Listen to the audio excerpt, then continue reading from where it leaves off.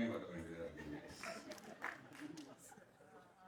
எல்லா டேரக்டரும் அந்த முதல் படம் வந்து மூக்கு மேல விரல் வைக்கிற மாதிரி அந்த டேரக்டர் பண்ணணுன்ற மாதிரி சொல்லுவாங்க. இந்த டேரக்டர் அந்த மாதிரியே ஒரு டைட்டில் வச்சிருக்காரு. ஆக்சுவலா நான் ஒரு இங்கிலீஷ் படம் ஹிஸ்டரி ஆஃப் த வேர்ல்ட்னு ஒரு படம், அந்த படத்துல கிங் ஆஃப் குசும்பன் ஒருத்தர் இருப்பான். அதை பார்க்குற முதல்ல வந்து ஒரு இங்கிலீஷ் படத்துல குசும்பன் வந்து நான் அதில் தான் பார்த்தேன். அந்த கிங் வந்து எப்பவுமே அப்படிதான் இருப்பாரு. ஆனா தமிழ் படத்துல இப்படி கொண்டு வர முடியுதா? அதே மாதிரி பிங்க் பேந்தர்னு ஒரு படம், அந்த படத்துல ஸ்டீவ் மார்டின் ஆக்ட் பண்ணியிருப்பாரு. அவர் என்ன பண்ணுவாருன்னா ஒரு ரெக்கார்டிங் தேட்டருக்கு, டி இமான் சாரோடைய ரெக்கார்டிங் தேட்டர் மாதிரி ஒரு ரெக்கார்டிங் தேட்டருக்கு போய் ஒரு ரூம் தனியா இருக்கும். ஆனா அந்த ரூம் வந்து தனியா இருக்குன்னு அவர் நினைச்சுக்கிட்டு அந்த ரூம்குள்ள போயிட்டு ரகசியமா ஒரு வேலையை செய்வார். செஞ்சா அது வெளியில ரெக்கார்டிங் தேட்டருமே அவருக்கு தெரியாது. 5.1 ஸ்டீரியோல வந்து அந்த சத்தம் வெளியில வந்தோம். இந்த மாதிரி படங்கள் தான் நம்ம பார்த்துருக்கோம். ஆனா இது தமிழ் படத்துல பண்ற தைரியம் வந்து எப்படி ஒருத்தருக்கு இருக்குன்றது எனக்கு ரொம்ப ஆச்சரியமா இருந்தது. சில நேரத்தில் நம்ம வண்டி கார்ல வந்துட்டு இருக்கும்போது பாத்தீங்கன்னா திடீர்னு அந்த மாதிரி ஒரு பாம்பு பிளாஸ்ட் ஒன்று வந்துடும். அது யார் செஞ்சாங்கன்னு தெரியாது. நம்ம மெதுவாக கண்ணாடி அப்படியே இறக்குவோம். ரொம்ப ஒரு பயங்கரமான ஒரு சூழ்நிலை ஏற்படும். இதெல்லாம் வந்து சினிமாவில் சொல்றதுங்கிறது ரொம்ப ரொம்ப கஷ்டமான விஷயம். ஆனா முழு படம் பார்க்கும்போது தான் நமக்கு தெரியும் இந்த படத்துல வந்து நிறைய அன்பு தான் டீல் பண்ணியிருக்காங்கன்னு. அவரு சக்தி ஃபிலிம் ஃபேக்டரி ஒரு எனக்கு ரொம்ப நெருங்கிய நண்பர். அவர் எப்பவுமே ஒரு படத்தை செலக்ட் பண்ணணும்னா முதல்ல ஒரு பேக்ரவுண்ட் பார்ப்பாரு. அந்த ப்ரொடியூசருடைய பேக்ரவுண்ட் சரியா இருக்கா, படத்தை கரெக்டாக ரிலீஸ் பண்ணிட்டு வரா, கண்டென்ட் எப்படி இருக்கு அப்படின்னு பார்ப்பாரு. இந்த கண்டென்ட் வந்து அவ்வளவு பிடிச்சிருக்கு அவருக்கு, இல்லை அந்த கண்டென்ட்டை வந்து ஜீரணிப்பாங்களா. இது வந்து ஜீரணத்துக்கும் அஜீரணத்துக்கும் நடுவில் நடக்கிற ஒரு பிரச்சனை. இந்த டைட்டில் மிஸ்டர் டி இமான் டீம்ஸ்ல அவரோட ஒர்க் பண்ணதுக்கு அப்புறமேல மறுபடியும் வேற ஒரு மியூசிக் டைரக்டரோட ஒர்க் பண்ண முடியுமாங்கிறதே எனக்கு ஒரு சந்தேகம் ஆயிடுச்சு. அந்த அளவுக்கு ஒரு டார்லிங் தான் அவர் டி இமான். இங்க பேசும்போது சொன்னாங்க A centre, B centre, C centre வரைக்கும் அவர் கவர் பண்ணுவார்னு. எனக்கு தெரிஞ்சு அவர் டி சென்டர் வரைக்கும் கவர் பண்ணுவார். அதனால தான் அவர் பேர் டி இமான் வச்சாங்க. தேவர்மன்னன் படத்துல அந்த இஞ்சி இடுப்பழக சாங்ல பாட சொல்லும் போது ஏன் நீ பாட மாட்டேங்கிற, இல்லைங்க வெறும் காத்து தான் வருது அப்படின்னு அவங்க சொல்லுவாங்க. அந்த மாதிரி ஒரு சுச்சுவேஷன் இந்த படத்துல இருக்குமோ, அதுக்கு ஒரு பாட்டு போட்டிருப்பீங்களோ அப்படின்னு நினைச்சேன். காத்து வாக்குல ரெண்டு காதல்னு ஒரு படம் வந்தது சமீபத்தில். அந்த மாதிரி இந்த படத்துல எத்தனை காதல்னு எனக்கு தெரியல, அனைவரும் ஒரு காதலாக தான் இருக்கும்.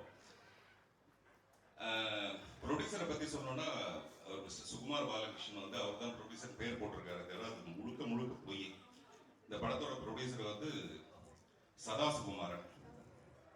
நான் ஏதோ பேரை தப்பா சொல்றேன் நினைச்சுக்காதீங்க, கரெக்டா தான் சொல்லுவேன் நான். ஆமா, ஏன்னா அவர் மிஸ்டர் சுகுமார் வந்து என்கிட்ட பேசும்போது சதா அவங்க பேரை பத்தி தான் சொல்லிட்டு இருப்பாரு. அதனால அந்த சுதா கிடையாது, சதா சுகுமார். உங்களுக்கு தெரியாதுங்க, மேடம் வந்து அப்படி ஒரு டேஸ்ட்டுங்க. மேடம் வந்து மேடம் தாங்க எல்லாத்தையும் டிசைட் பண்ணுவாங்க. மேடம் தான் உண்மையிலேயே எல்லாரும் வீட்டையும் மேடம் தான் டிசைட் பண்ணுவாங்க. ஆனா அந்த தைரியம் இல்லை ஒரு ஆம்பளைக்கு சொல்றதுங்க. அதனால மேடம் தான். மேடம் சிரிக்கிறது பெரிய விஷயம் இல்லை. இன்னமும் கல்யாணம் ஆகி இத்தனை வருஷம் கழிச்சு இன்னும் அவர் சிரிச்சிட்டு இருக்காருன்னா டெஃபினட்டா அதுக்கு காரணம் வந்து இந்த படத்தில் நடிச்ச ஒரு மிஸ்டர் காளி வெங்கட், நிறைய பேர் எல்லாருமே வந்து ரொம்ப கஷ்டப்பட்டு ஒரு ஒரு நிலைக்கு வந்திருக்காங்க. அந்த நிலைக்கு காரணமா ஒரு விஷால் வெங்கட்டுக்கு வந்து பாராட்டுகள். இதுல நிறைய பேருக்கு வந்து முக்கியமான பாத்திரங்கள் கொடுத்ததுக்கு. மிஸ்டர் அர்ஜுன் தாஸ் வந்து எனக்கு தெரிஞ்சு நான் கமல் சாரை ரொம்ப ரசிச்சிருக்கேன்.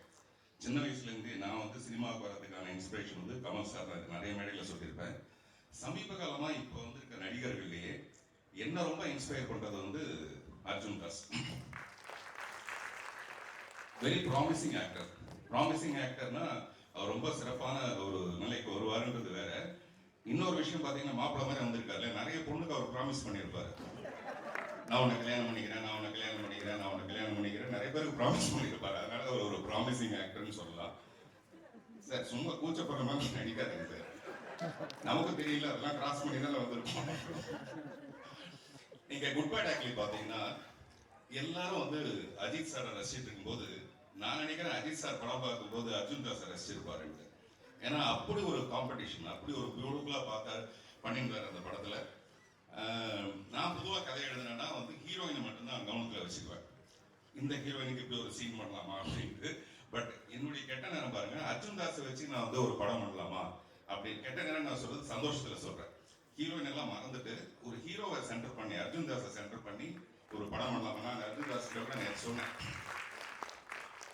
அதுக்கான வாய்ப்பு இப்பவே அவர் சொல்றாரு ஜூன் வரைக்கும் டேட் இல்லைங்கன்றாரு. இந்த படம் வந்ததுன்னா 27 ஜூன் வரைக்கும் டேட் இல்லைன்னு சொல்லுவாரு. சில நேரத்தில் தோத்து போனா கூட பரவாயில்ல, நம்ம ஆசைப்படுறதுல ஒன்றும் பெரிய தப்பு இல்லை. அதனால நான் நான் கதை சொல்றேன்.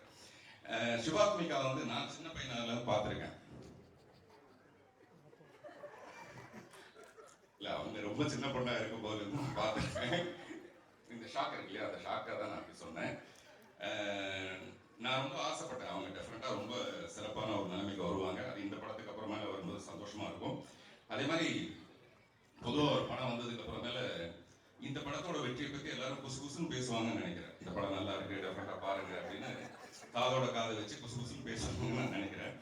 அதே மாதிரி சில படங்களை வந்து நம்ம அப்புறம் பார்த்துக்கலாம்னு விடுவோம்ல, அந்த மாதிரி இந்த படத்தை பின்னால பார்த்துக்கலாம்னு விட்டுற வேண்டாம் யாரும்.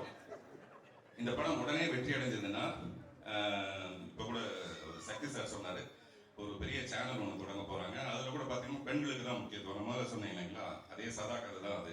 அதனால பெண்களுக்கு தான் அதில் முக்கியத்துவம். இந்த ப்ரொடியூசர் வந்து நிறைய படம் பண்ணுவாங்க, அதுக்காகவாது டெஃபினட்டாக இந்த படம் வெற்றி அடையணும். அப்படி நிறைய படம் பண்ணும்போது பொதுவாக ஒரு படம் வெற்றி அடைந்ததுன்னா பார்ட் 1, பார்ட் 2, பார்ட் 3 எடுப்பாங்க இல்லையா. இந்த படத்தை பார்ட் 1, பார்ட் 2, பார்ட் 3 அப்படின்னு எடுப்பாங்க. நன்றி, வணக்கம். Thank you.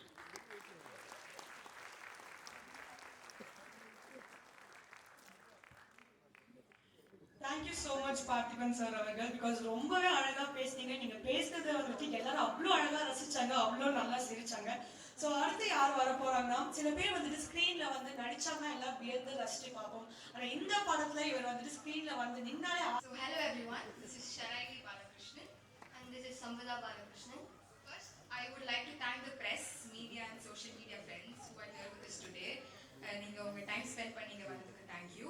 And I would also like to thank the celebrities who are with us today.